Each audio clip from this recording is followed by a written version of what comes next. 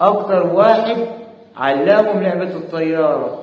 انا علمت 5 النهارده يلعبوا الطيارة. يا فلان ده خسر 1000 النهارده، يا فلان ده خسر 500، يا فلان خسر 600. لا انا اللي حملتها له. القصة دي جميلة جدا. القصة دي جميلة واللقب ده جميل.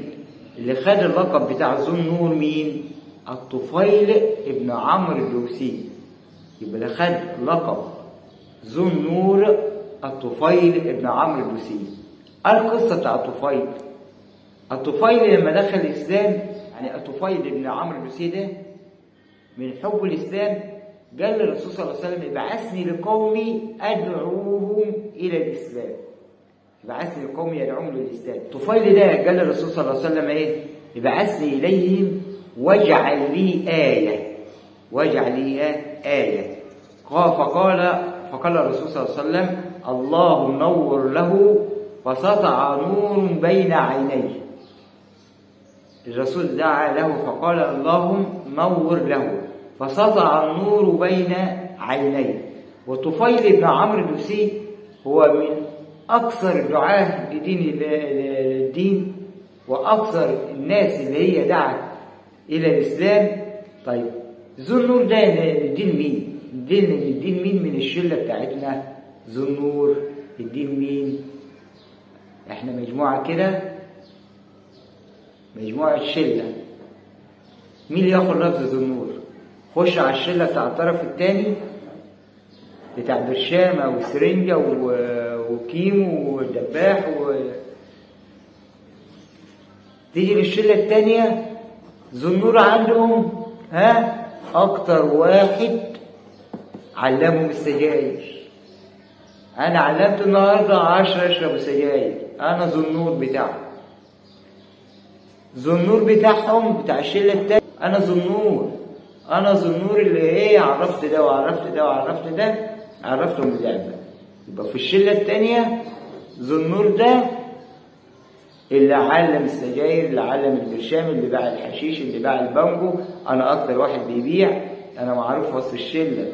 أنا أقعد كده، لا في فرح النهارده مش هيجيبها غير ذو النور ده.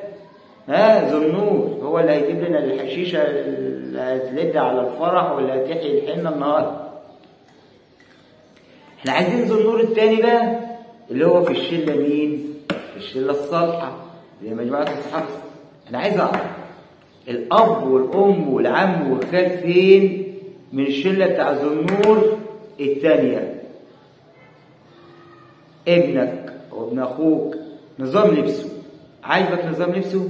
تسريح الشعر عاجبك ده ذو النور؟ عاجبك السلسلة؟ عاجبك البتاع الانسيال اللي بيلبسوه؟ عاجبك الحاجات اللي بيحطوها دي؟ طيب يبقى ذو النور بقى احنا اللي في الشلة الصالحة ده مين عندنا ذو النور اللي نطلق عليه ذو النور؟ اللي هو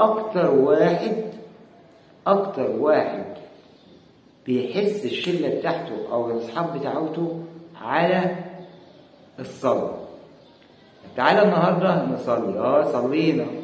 كله بيقول لنا يلا نروح نصلي واحنا شلة كويسة أصلا، فبنروح نصلي.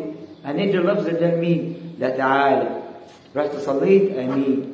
طيب اكتر واحد بيقول لك تعالى نروح نزور مريض النهارده.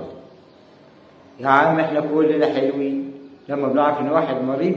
لا احنا كلنا بنميل على بعضنا ونقول تعالى نزور واحد. مش عارفين نسلك ذو النور ده خالص من وسطينا. طيب اكتر واحد بيصوم. تعالى اللي هو بيصوم 3 ايام 3 كل شهر 2 وخميس. لا كلنا بنصوم يا عم. مش عارفين نميز، مش عارفين نطلع ذو النور بتاعنا. حد مننا راح عمره حج؟ كلنا الحمد لله. يا عم الشله البايظه دي مش عارفين نميز واحد منهم. كلهم حلوين. ذو النور. طيب اكتر واحد بيصدق؟ كلنا بنصدق. اكتر واحد حافظ قرآن؟ كلنا الحمد لله حافظين قرآن. احاديث؟ لا الحمد لله كلنا حافظين احاديث. دخت معايا؟ لا هتلاقي ذو النور. اكتر واحد فيكم انتوا كلكم بتميلوا ليه؟ لا اديله اللفظ ده ذو النور.